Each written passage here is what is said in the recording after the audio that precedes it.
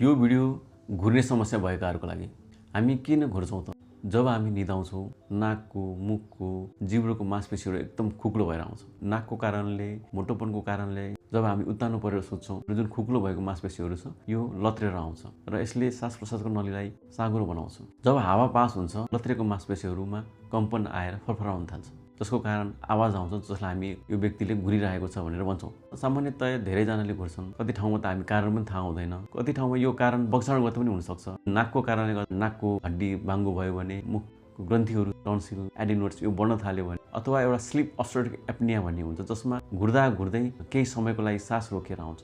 यो समस्या अलिकति जोखिमको हुनसक्छ, किनभने शरीरमा अक्सिजनको लेभल कम भइदिने, उक्त रक्तचाप तथा मुटुको रोगको जोखिम झन् बढाउने। उपचार के गर्ने त? मदिरा तथा निद्रा लाग्ने औषधि खानु भएन, किनभने यसले पनि तपाईँको घुर्ने समस्या बढाइदिन्छ। अर्को मोटोपन घटाउनु पर्ने हुन्छ, रेगुलर एक्सर्साइज गर्नुपर्ने हुन्छ।